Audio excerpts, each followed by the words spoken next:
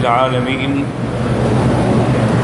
والصلاة والسلام على أشرف الأنبياء وسيد المرسلين سيدنا محمد وعلى آله وأصحابه أجمعين اللهم صل على سيدنا محمد وعلى آل سيدنا محمد كما صليت على إبراهيم وعلى آل إبراهيم في العالمين إنك حميد مجيد أعوذ بالله من الشيطان الرجيم بسم الله الرحمن الرحيم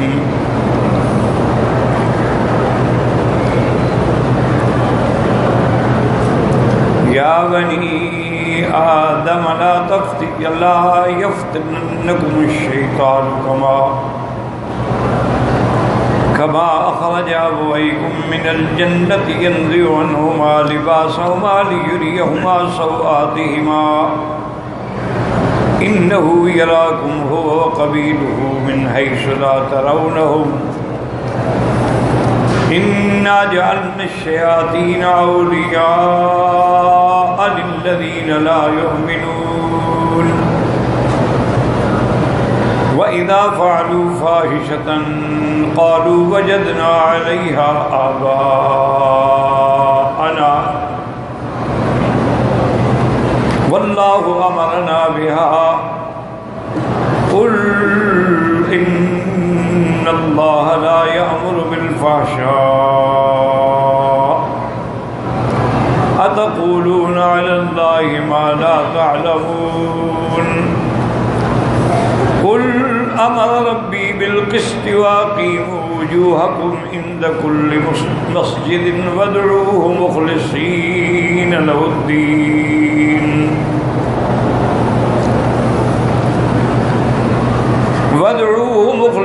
له الدين كما بدأكم تعودون فريقا هدى وفريقا حق عليهم الضلالة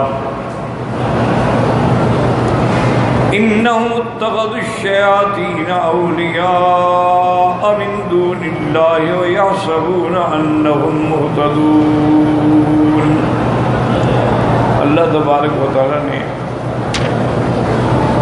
کلام مقدس میں ان آیات مبارکہ میں ارشاد فرمایا کہ اے بنی آدم لا یفتننکم الشیطان، تم کو شیطان کسی آزمائش میں نہ ڈالے، کما اخرج ابویکم من الجنت، جیسے اس نے تمہارے والدین کو جنت سے نکالا، ینزع عنہما لباسہما، اتارا ان کا لباس، لیریہما سوآتہما، تاکہ وہ اپنے شرمگاہوں کو، ستر کو دیکھیں، انہ یراکم ہو وقبیلہ، شیطان اور اس کی ذریت جو ہے وہ تمہیں دیکھتی ہے، من حیث لا ترونہم، کہ تم ان کو نہیں دیکھ سکتے ہو، انا جعلنا الشیاطین اولیاء للذین لا یؤمنون، شیطان جو ہے وہ دوست ہیں ان لوگوں کے جو ایمان نہیں لے آئے، وَإِذَا فَعَلُوا فَاحِشَةً، اور جب وہ کوئی گناہ کا کام کرتے ہیں اور ان کو کہا جائے کہ یہ تو بری، قالوا وجدنا علیہ آباءنا، ہم نے اسی طرح اپنے باپ دادے کو دیکھا ہے وہ یہ کرتے تھے، واللہ امرنا بہا، اور نعوذ باللہ اللہ نے ہمیں حکم کیا ہے کہ ایسا کرو، قل ان اللہ لا یامر بالفحشاء، میرے محبوب آپ کہہ دیں کہ اللہ کبھی فحشاء کا حکم نہیں دیتے، برائی کا حکم نہیں دیتے، اتقولون علی اللہ ما لا تعلمون، تم ایسی باتیں کرتے ہو اللہ پر جو نہیں جانتے ہو، آپ فرما دیجئے کہ قل امر ربی بالقسط، اللہ نے مجھے عدل اور انصاف اور استقامت کا حکم دیا ہے، اور یہ حکم دیا ہے کہ وَأَقِيمُوا وُجُوهَكُمْ عِنْدَ كُلِّ مَسْجِدٍ، کہ جب بھی تم سجدہ کرو جب بھی تم اللہ تعالیٰ کے آگے جھکو وَادْعُوهُ مُخْلِصِينَ لَهُ الدِّينَ، خالص اسی کو پکارو. كَمَا بَدَأَكُمْ تَعُودُونَ، یعنی اللہ تبارک و تعالیٰ تمہیں جیسے کہ ابتدا میں دنیا میں اللہ نے تمہیں پیدا کیا اسی طرح تمہیں دوبارہ بھی اٹھائیں گے. اور پھر نتیجہ کیا ہوگا کہ فریقاً ہدا، ایک فریق جو ہے ایک جماعت ہدایت پہ ہوگی، وفریقاً حق علیہم الضلالہ، اور ایک جماعت ہے جس کے مقدر میں گمراہی ہے. وجہ کیا ہے؟ انہم اتخذوا الشیاطین اولیاء من دون اللہ، انہوں نے اللہ کے سوا شیاطین کو اپنا دوست بنایا. وَيَحْسَبُونَ أَنَّهُمْ مُهْتَدُونَ، اور خود وہ یہ گمان کرتے ہیں کہ ہم ہدایت میں. اب ان آیات مبارکہ میں سمجھیں کہ ایک تو اللہ تبارک و تعالی نے آدم علیہ السلام کا قصہ ذکر کر کے کہ کتنی بڑی شان ہے، وہ خلیفۃ اللہ فی الارض ہے، وہ ابو البشر ہے، وہ اللہ کا نبی ہے، اور پھر اللہ نے اس کو اپنے ہاتھوں سے بنایا ہے، اور پھر وہ مسجود الملائکہ. اتنی بڑی شان کے باوجود جو ہے جب اس نے سہون یا نسیانن ابلیس کے دھوکے میں آ کے اس درخت کو چکھ بیٹھے تو انجام یہ ہوا کہ ان کا صدر کھل گیا. یہ کوئی معمولی بات نہیں ہے کہ نبی کا صدر کھل جائے. اب اس کے بعد پھر انہوں نے اللہ تبارک و تعالیٰ سے رجوع کیا، اللہ کے آگے فریاد کی، اپنی غلطی کا اعتراف کیا، اللہ نے ان کی غلطیوں کو معاف فرما دیا. تو اب اللہ تعالیٰ ہمیں یہ نصیحت کر رہے ہیں کہ اولاد آدم تم بھی ہوشیار رہو، کہیں ایسا نہ ہو کہ شیطان تمہیں دھوکہ دے اور تمہیں بھی اسی طرح دلیل کرے جیسے تمہارے والدین کو سے جنت سے نکالا، ان کا لباس تھا، تمہارے بھی لباس اتر جائیں اور تمہیں بھی جنت سے محروم کر دے. ان کو جنت سے نکالا، تمہیں جنت میں جانے ہی نہ دے. ایسے کام کرو گے جہنمی بن جاؤ.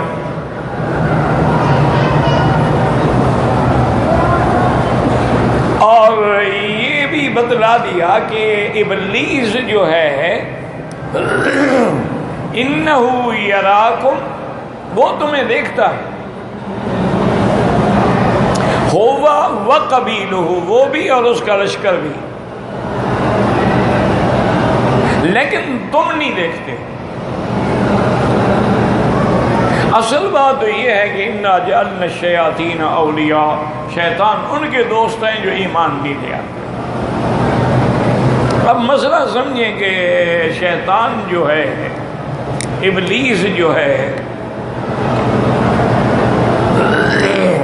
آگے اس کا توارد و تناسل بھی ہے، یعنی اس کی ذریت ہے، اولاد ہے. لا تعد ولا تحصى، اللہ کے سوا کوئی نہیں جانتا کہ ان کا کیا عدد ہے. اور شیطان کے پاس استدراجی طور پہ اللہ نے اس کو یہ قوت دی ہے کہ وہ اپنی شکل بدل سکتا ہے. یعنی کبھی وہ انسان کی شکل میں آ جاتا ہے، کبھی سانپ کی شکل میں، کبھی بچھو کی شکل میں، کبھی کسی حیوان کی شکل میں، اور وہ انسانوں کو ڈراتا ہے.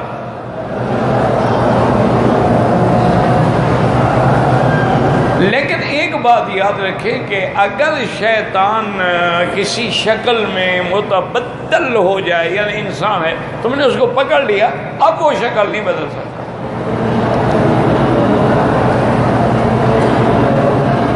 جیسا کہ حدیث مبارک میں ہے اور صحیح حدیث ہے، صدقہ کے مال کی کچھ کھجوروں کا ڈھیر تھا، تو حضور پاک صلی اللہ علیہ وسلم فرمایا، ابو ہریرہ یہ صدقے کی کھجوریں ہیں فلم باہر میدان میں، تم رات کو اس پہ پہرا دو، کوئی لے نہ جائے. انہوں نے کہا حاضر یا رسول اللہ. حضرت ابو ہریرہ رضی اللہ تعالیٰ عنہ نے پہلا دیا، اسی اثنا میں ان کو خیال ہوا کہ بھی کوئی چور ہے جو کھجوریں چرا رہا، تو سیدنا ابو ہریرہ نے ہمت کر کے اس کو پکڑ لیا اور نے کہا چلو میں تمہیں حضور پاک کی خدمت میں پیش کروں گا، یہ صدقے کا مال ہے۔ اس نے کہا کہ تم ایسا کرو، میں نے یہ چوری جو ہے نا بھوک کی وجہ سے کی ہے، میرے بچے بھوکے مر رہے ہیں، فلان ہے، غلطی ہو گئی، آئندہ میں نہیں کروں گا، لیکن مہربانی کرو مجھے حضور پاک کے سامنے نہ رہ جاؤ۔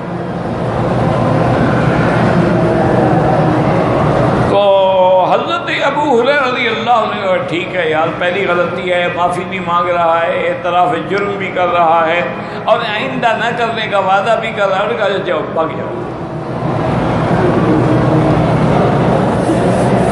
فجر کی نماز کے بعد جب حضور صلی اللہ علیہ وسلم نماز سے فارغ ہوئے تو آپ نے فرمایا کہ ابی ہریرہ ما فعل اسیرک البارحہ، وہ تمہارے قیدی کا کیا بنا بھی رات جس کو تم نے پکڑا تھا؟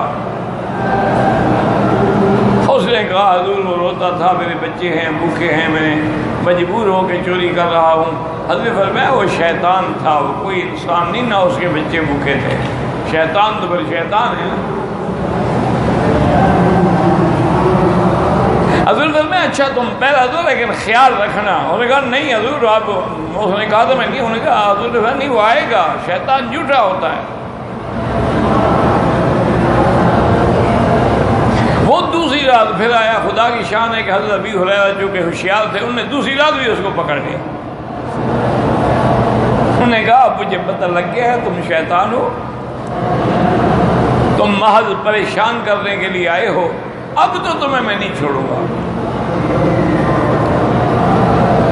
اس نے کہا اچھا بات سنو، میں قسم کھاتا ہوں، اللہ کی قسم کھاتا ہوں، اور یاد رکھیں کہ مومن کے سامنے جب کوئی اللہ کے نام کی قسم کھائے تو مومن اعتبار کر لیتا ہے، اس کو پتہ نہیں ہوتا یہ تو عادی لوگ ہیں، ان کے نزدیک قسم کا کیا ہے۔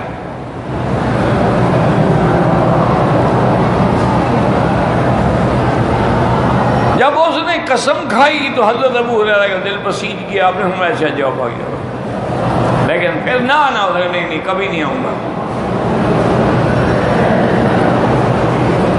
صبح ہوئی، حضور نے پوچھا ہاں ابی ہریرہ ما فعل اسیرک البارحہ، بھی تیرے قیدی کا کیا حال ہے، رات پھر آیا تھا؟ انہوں نے کہا ہاں یا رسول اللہ، تم نے پھر چھوڑ دیا؟ اس نے کہا یا رسول اللہ، اس نے اللہ کی قسم کھائی۔ تو بہرحال کوئی اللہ کی قسم کھائے چاہے وہ جھوٹا بھی ہو، ویسے مسئلے کا حکم شریعت میں بھی یہی ہے، یاد رکھو۔ مثلا کسی آدمی کی چوری ہو گئی، گھر میں 2 یا 3 آدمی رہتے تھے، اب جس کی چوری ہو گئی وہ مدعی ہے، اس کے ذمے ہے البینۃ علی المدعی، کہ وہ ثبوت پیش کرے گی اس کی چوری فلاں نے کی ہے۔ اچھا اس کے بعد ثبوت نہیں ہے تو اب کیا ہوگا؟ والیمین علی من انکر، وہ کہتے ہیں ہم نے نہیں کی چوری، تو وہ قسم کھائیں، وہ قسم کھائیں گے، اس کو اعتبار کرنا پڑے گا چاہے وہ جھوٹی قسم بھی کھائیں۔ مسئلہ سمجھو۔ اب یہ کہا ہے کہ نہیں جناب وہ تو عادی ہیں، وہ تو جھوٹی قسمیں کھا جائے، جھوٹی کھائیں سچی کھائیں، اور قسم کھائے تو اعتبار کرنا ہی پڑے گا۔ جیسے کہ حضرت علی رضی اللہ تعالی عنہ کی زرہ چوری ہو گئی، ایک یہودی کے پاس آپ نے دیکھی، آپ نے قاضی شریح کی عدالت میں درخواست دی کہ فلاں کا یہودی کے پاس میری زرہ ہے۔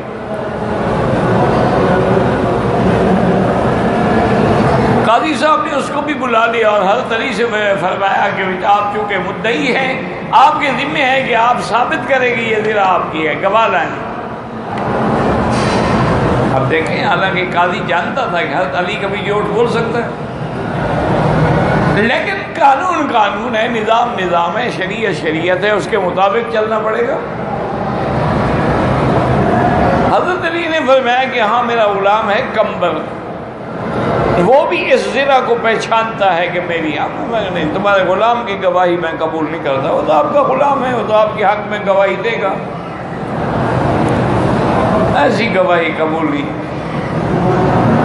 تو حضرت نے فرمایا کہ اچھا میرا بیٹا حضرت حسن جو ہے نا وہ بھی جانتے ہیں. فرمایا وہ تمہارا بیٹا ہے, بیٹے کی گواہی بھی میں نہیں دیتا. بیٹا تو باپ کے حق میں گواہی دے گا. تو حضرت علی نے فرمایا کہ قاضی صاحب پھر اس کے علاوہ میرے پاس کوئی گواہ نہیں. یہ گھر کی چیز ہے, اب یا تو نوکر دیکھے گا یا اولاد دیکھے گی. میں نے لوگوں کو دکھایا تھا کہ یہ میری چیز ہے. انہوں نے فرمایا بہرحال آپ کا مقدمہ جو ہے آپ ثبوت نہیں پیش کر سکے. اب ایک حل ہے کہ یہودی قسم کھائے گا, بل یمین علی من انکر, میں اس کو قسم دیتا ہوں تو پھر آپ کو قسم پر اعتبار کرنا ہوگا.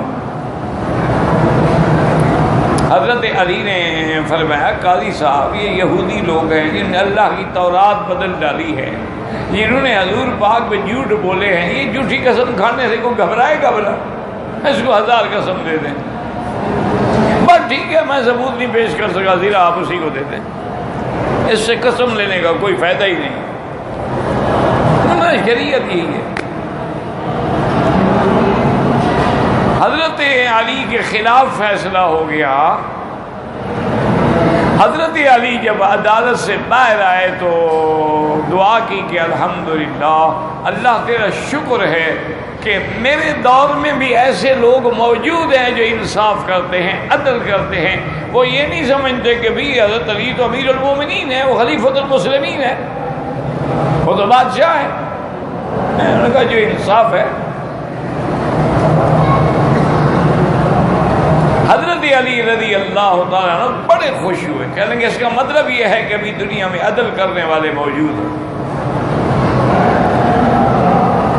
تھوڑی دیر گزری کہ وہ یہودی آیا, اس نے کہا کہ حضرت علی بات یہ ہے, میں نے صرف اسلام, اس کا حکم, اس کے قاضی, اس کے عدالتی فیصلے کا امتحان کرنا تھا کہ کیا قاضی جو ہے وہ خلیفۃ المسلمین سے ڈر کے ان کے حق میں فیصلہ کرتا ہے یا قانون پہ چلتا ہے.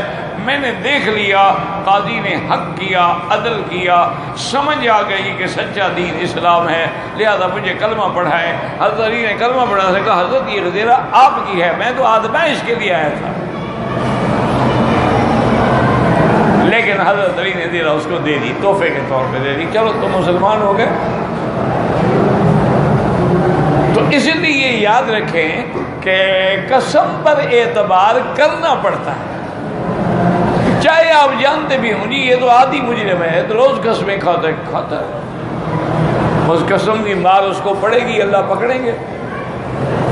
وہ ضروری نہیں ہے کہ ابھی پکڑنے چاہیں تو ابھی پکڑنے چاہیں تو مدتوں کے بعد پکڑیں.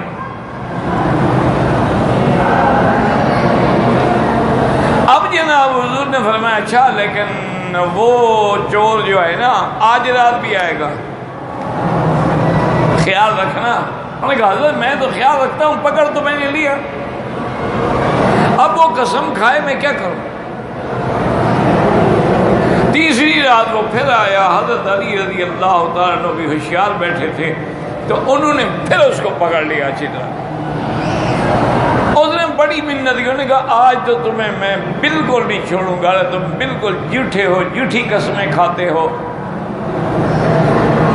ہر حال میں تمہیں حضور صلی اللہ علیہ وسلم کے سامنے پیش کروں گا. اور نے کہا ابو ہریرہ بات سنو, ایک سودا کرتے ہیں,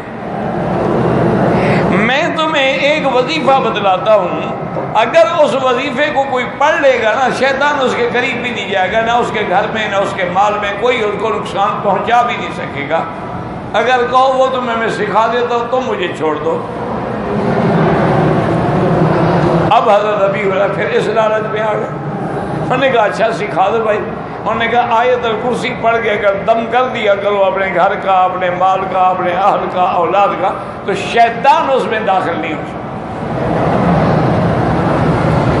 اور اسی طرح خواتیم سورۃ البقرہ, سورۃ البقرہ کی جو آخری 3 آیات ہیں, آمن الرسول بما انزل الیہ من ربہ والمؤمنون, یہ اگر 3 دفعہ رات کو پڑھ کے آپ اپنے گھر میں دم کر دیں تو شیطان کبھی اس گھر میں پھر داخل نہیں ہوگا.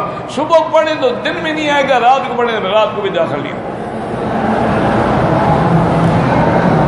یہ اللہ کا قرآن جو ہے نا یہ بڑی نعمت ہے. افسوس یہ ہے کہ ہمارا ایمان نہیں ہے. ہم نے یہ سمجھا ہوا ہے کہ بھی قرآن خوانی کروا دو, طلباء کو بلاؤ, وہ بیٹھ جائیں گھروں میں, قرآن خوانی ہو جائے, پھر ان کو کھانا وانا کھلا دو, کوئی کپڑے شپڑے بھی دے دو, بس ہم نے قرآن کو اسی لیے رکھا ہوا ہے. یا یہ ہے کہ اب بڑے آدمی نعوذ باللہ قرآن کی یہ توہین بھی کرتے ہیں کہ جب اپنی بیٹی کی شادی ہو تو جب وہ دلہن کو گھر سے رخصت کرتے ہیں تو ایک چادر پکڑ کے اس کے اوپر قرآن رکھتے, قرآن کے سائے سے گزر رہی ہے. لباس انگریزی پہنا ہوا ہے, میک اپ سنگار میں ساری انگریزی چیزیں بیوٹی پارلر سے استعمال, اوپر قرآن سایہ کر رہا ہے. یہ بھی اللہ کے غضب کو دعوت دینے والی بات ہے. وہ قرآن کے سائے میں نہیں آ جاتی. ایک کافر کو قرآن دے دو, وہ سر پہ رکھ لے, کو سائے میں آ جائے گا. اصل تو ایمان ہے نا کہ قرآن پر ایمان ہو اور قرآن کے احکام پر عمل ہو. اس طرح قرآن مدد کرتا ہے. یہ نہیں کہ بس سر پہ رکھ لو اور اوپر لٹکا دو, اور مر جائے تو اس کے اوپر گھما دو اور قبر پہ چند حافظ جو ہیں کرائے والے بٹھا دو, تو کوئی فائدہ نہیں ہو, بلکہ اور گناہ ہوتا ہے. دیکھو نا, کوئی آدمی مر جائے, اگر تمہیں ہمدردی ہے خود قرآن پڑھو, بخشو. اس کے والدین, اس کی اولاد, اس کے بھائی, اس کے بیٹے, سارے خاندان کو گھر میں جمع کرو, قرآن پڑھیں, اس کو اللہ کے لیے ثواب بھیجیں. یہ کرائے پہ قرآن پڑھوانا اور کرائے پہ آیت کریمہ پڑھوانا, اس کا کیا مطلب ہے؟ آیت کریمہ اسم اعظم ہے, اور بڑے بڑے اولیاء نے لکھا ہے اور تجربہ لکھا ہے. انہوں نے کہا کہ آیت کریمہ جو ہے اگر وہ 1.25 لاکھ کا عدد ایک مجلس میں بیٹھ کے پورا کیا جائے تو جس مقصد کے لیے آپ پڑھیں گے وہ مقصد شریعت کے خلاف نہ ہو, یقیناً پورا ہو جائے گا. ایک قیدی ہے, بے گناہ ہے بیچارہ, تو جیسے حضرت یونس کیسے نکل آئے, یہ بھی نکل آئے گا. کیونکہ اللہ نے قرآن میں یہ وعدہ کیا ہے کہ جب حضرت یونس نے پڑھا فَنَجَّيْنَاهُ مِنَ الْغَمِّ, ہم نے اس کو مصیبت سے نکالا, وَكَذَلِكَ نُنْجِي الْمُؤْمِنِينَ, اسی طرح اگر مومن ایمان سے پڑھیں گے ہم ان کو بھی نکالیں گے.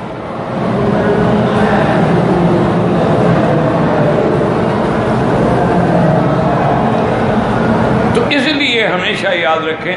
لیکن معنی کیا ہوتا ہے کہ بھائی وہ پڑھنے پڑھانے والے, اب بڑے آدمی یہ کہتے ہیں یہ ٹھیک ہے ہم نے آیت کریمہ تو پڑھوانی ہے نا, لیکن ہمیں تکلیف نہ ہو, بلا لو مدرسے کے طلباء کو, ان کو 200 روپے دے دیں گے, وہ پڑھیں. یعنی وہ بھی کرائے پہ, خود قرآن کا نام نہیں لینا چاہتے. تو اللہ تو جانتے ہیں نا کہ تم دھوکہ کر رہے ہو.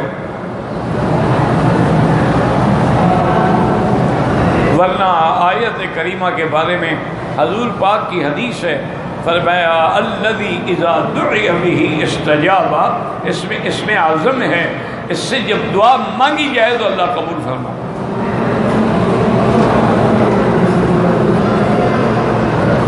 تو اب جناب اس نے حضرت ابو ہریرہ کو آیت الکرسی کے فضائل سمجھائے اور حضرت ابو ہریرہ نے پھر چھوڑ دیا.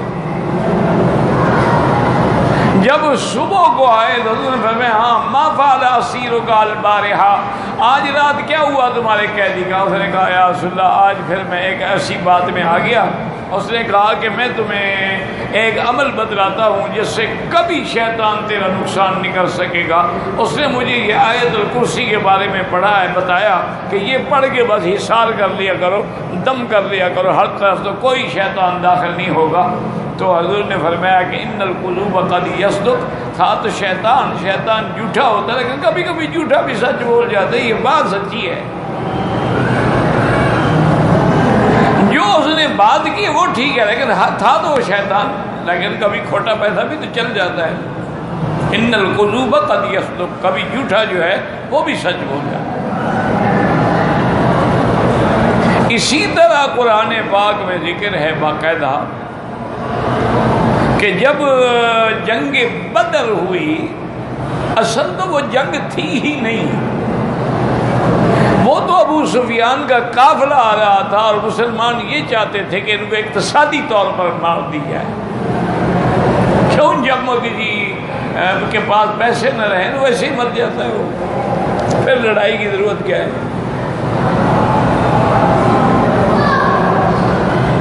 تو اب جناب وہ اتفاق ہو گیا کہ اس نے آدمی بھیج دیے، مکے سے ابو جہل لشکر لے کے چل پڑا۔ تو بہرحال مقصد ہے کہ اللہ کو یہی منظور تھا کہ حق و باطل کا فیصلہ ہو جائے۔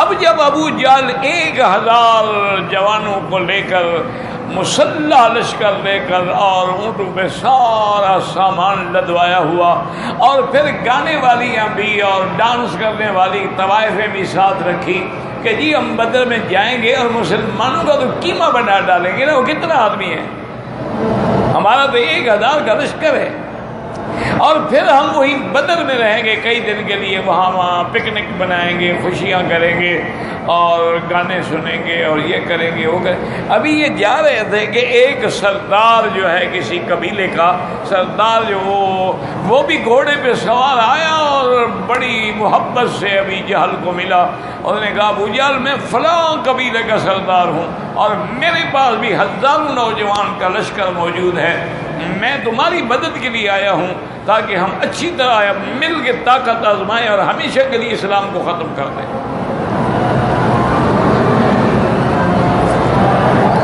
تو ابو جہل تو اور خوش ہو گیا، ابھی ہمیں اور بھی بندے مل گئے۔ اب وہ کٹھے جا رہے ہیں، جب وہاں پہنچے میدان بدر میں تو اب وہ جو تھا نا جی سردار جو بنا ہوا تھا وہ ہٹنے لگا پیچھے، نکس علی عقبیہ، الٹے پاؤں چلنے لگا۔ ابو جہل نے پکڑ لگا کہاں جا رہے ہو؟ اب تو آ گئے ہم بدر میں سامنے۔ تو اس نے کیا کہا؟ انی ارا ما لا ترون، میں جو دیکھ رہا ہوں تم نہیں دیکھ سکتے۔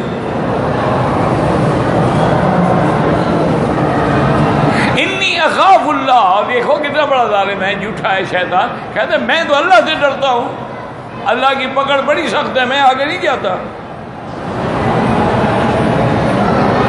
اور وہ چلا گیا، وہ تو شیطان تھا نا، وہ سردار کی شکل میں تھا، اس نے دیکھ لیا کہ میدان بدر کے اندر فرشتے اترے ہوئے ہیں، وہ سمجھ گیا کہ آج کافروں کا کچھ بھی نہیں بچے گا، فرشتے کا کون مقابلہ کر سکتا ہے؟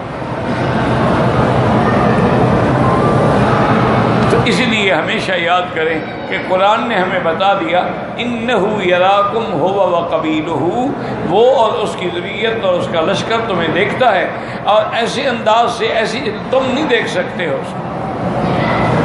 اور اسی لیے حکم ہے کہ اگر تم حمام میں جا رہے ہو یا ویسے جنگل میں ہو قضاء حاجت کے لیے، تو کپڑا اتارنے سے پہلے پڑھ لیا کریں اللہم انی اعوذ بک من الخبث والخبائث، کیوں؟ ورنہ شیطان آگے کھیلتا ہے، کیونکہ پلیتی تو اس کو پسند ہے نا، وہ ہوتا ہی انہیں جگہوں پہ ہے جو پلیت جگہ ہے، وہ بڑا خوش ہو کے میرے آدمی کے مقعد سے کھیلتا ہے، کبھی اس کے عضو سے کھیلتا ہے۔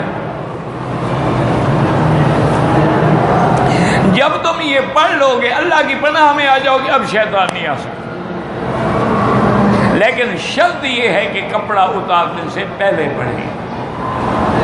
اچھا فرض معال آدمی حمام میں چلا گیا، یاد ہی نہیں آیا پڑھنا، تو اب دل میں پڑھ لیں اللہم انی اعوذ بک من الخبث والخبائث، زبان سے نہ پڑھیں چونکہ وہ پلیت جگہ ہے، چاہے ظاہراً پاک ہو لیکن ہے تو حمام۔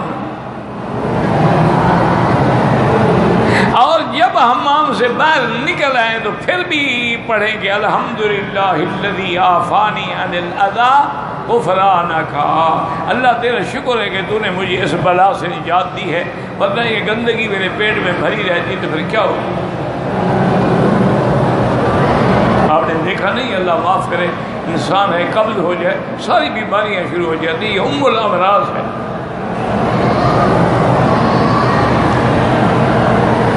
انسان مجبور ہو جاتا ہے، دوائیں لے رہا ہے، حتیٰ کہ حکنا کر کے نکالنا پڑتا ہے، تو یہ تو ایک عذاب ہے نا. تو اس لیے اس کو کہنا چاہیے الحمدللہ الذی اذھب عنا العذاب. اللہ تیرا شکر ہے کہ تم نے اس مصیبت کو نکالا.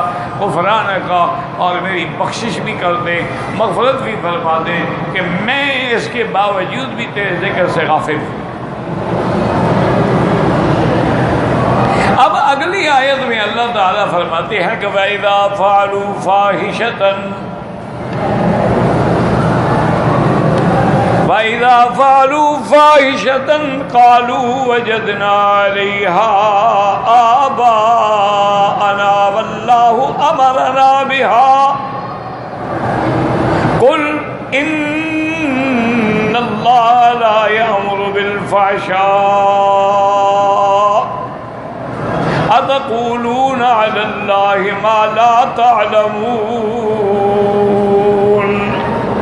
اللہ نے فرمایا کہ مشرکین جو ہیں, یاد رکھو فحشا کا اصل معنی جو ہے وہ یہ ہے کہ گناہ کا کام.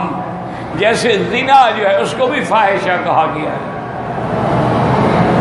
وَلَا تَقْرَبُوا الزِّنَا إِنَّهُ كَانَ فَاحِشَةً وَسَاءَ سَبِيلًا. تو جب وہ کوئی برا کام اذا فعلوا فاحشةً, جب وہ فاحشہ کا ارتکاب کرتے ہیں, وہ فاحشہ کیا تھی؟ تو علماء نے لکھا ہے کہ مشرکین مکہ کا اس دور جاہلیت میں یہ ایک رواج تھا کہ ان کی مرد بھی اور عورتیں جو ہیں وہ سب ننگے ہو کے اللہ کے گھر کا طواف کرتے تھے. اچھا, خدا کی شان ہے کہ آدمی کے دماغ میں جو کچھ بیٹھ جائے نا, وَلِلنَّاسِ فِيمَا يَعْشِقُونَ مَذَاهِبُ, وہ اسی کو, حالانکہ ہر آدمی سمجھتا ہے بھئی کعبے میں ننگا ہونا, مسجد میں ننگا ہونا بری بات ہے کہ نہیں, وہ اس کو دین سمجھتے تھے. جیسا آپ نے دیکھا نہیں ہے کہ آج کل مزاروں پہ عورتیں جا کے باقاعدہ دھمال کھیلتی ہیں اور غیر محرم لوگ جو ہے ان کو پکڑ رہے ہیں اور روک رہے ہیں اور ان پر پڑھ رہے ہیں اور ان کے بالوں کو پکڑا ہوا ہے. یعنی ہر آدمی سمجھتا ہے کہ یار عورت کا دھمال کھیلنا, کپڑا اتار دینا, بال ننگے کر دینا اور ایسے سر مارنا, اور غیر محرم وہ جو وہاں ملنگ بیٹھے ہوئے ہیں مشٹنڈے, وہ آگے ان کا پکڑنا بھی یہ حرام. لیکن نہیں, وہ اس کو دین سمجھتے. وہ جی سایہ ہے, عورت پہ سایہ ہے, وہ جن آ گیا ہے اس کو. اور جن بھی ایسا سمجھدار ہے کہ سندھ کی عورتوں کو ملتان لے آتا ہے اور ملتان والوں کو شہباز کر اندر لے جاتا ہے. بڑے سمجھدار جن ہیں. اور یہ جو ہے اچھا, اس کو وہ نعوذ باللہ عبادت سمجھ رہی ہے. بہت سارے لوگ جو ہیں بڑے بڑے سمجھدار, وہ بھی جناب دھمال کھیل رہے ہیں. اور جی وجد آ گیا ہے, وہ قوالی سنتے سنتے وجد آ گیا. قرآن شریف پڑھتے ہوئے کبھی وجد نہیں آیا ہے, کیونکہ قرآن پڑھنے سے تو شیطان بھاگ جائے گا. وجد کیسے آئے؟ وہ تو تب آئے گا نا جب قرآن نہ ہو, حدیث محمد مصطفیٰ نہ ہو. اور جناب بڑے فخر سے کہتے ہیں کہ جناب دیکھیں یہ تو حضرت کی مزار پہ منت ماننے کے لیے آئی ہے کہ میں نے نچ کے یار منامن دے, کنجری بننا عیب نہ کوئی, میں نے نچ کے یار منامن دے. اصل ہی واقعی سچی بات یہی ہے, آئی یار کے لیے ہے. پیر صاحب تو فوت ہو گئے نا, وہ تو بازار میں ہیں. انا للہ و انا الیہ.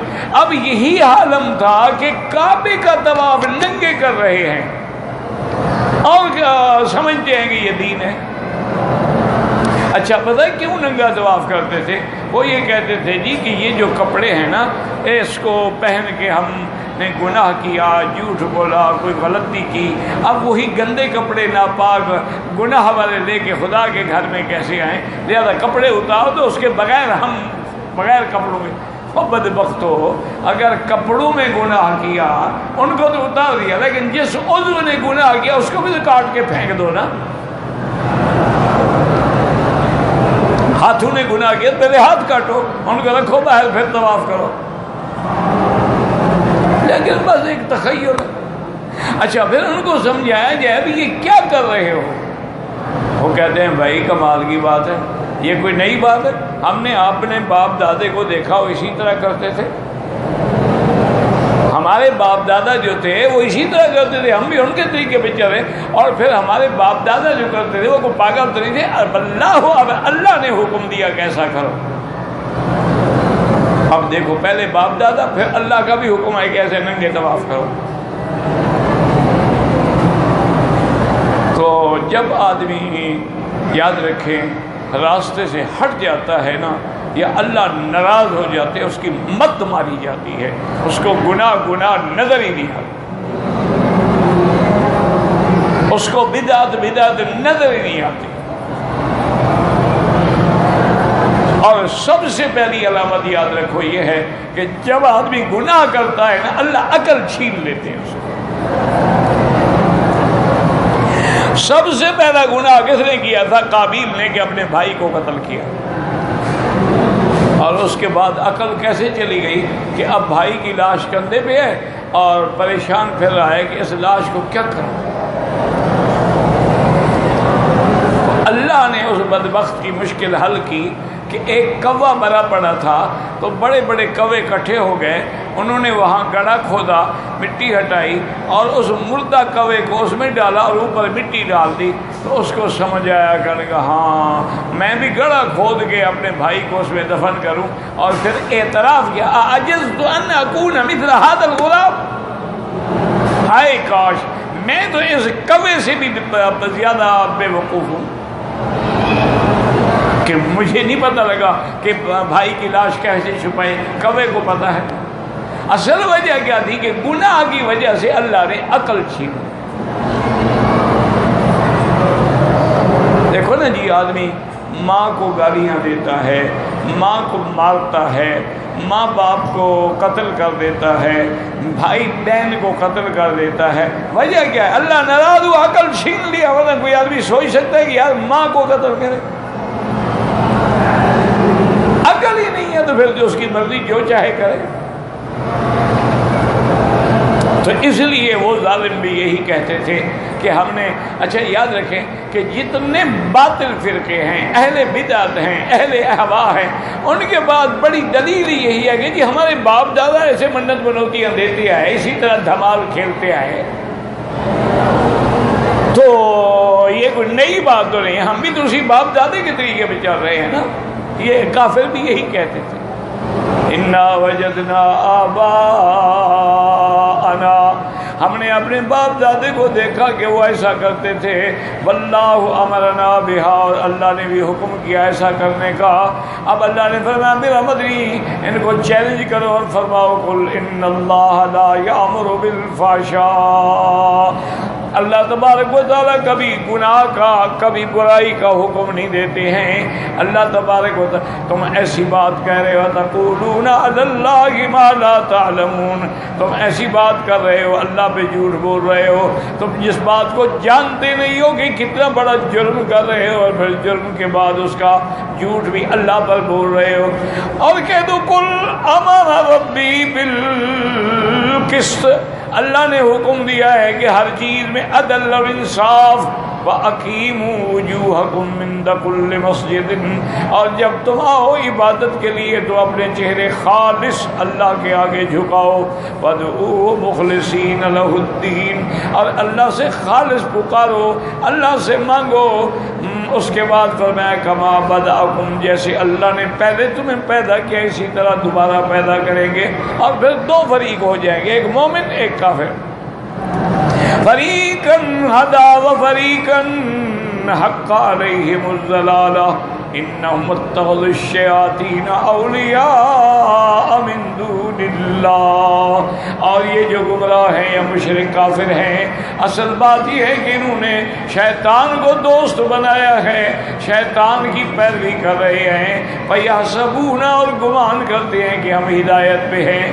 اللہم اہدنا فیمن ہدیت وعافنا فیمن عافیت وتولنا فیمن تولیت وبارک لنا فیما آتیت۔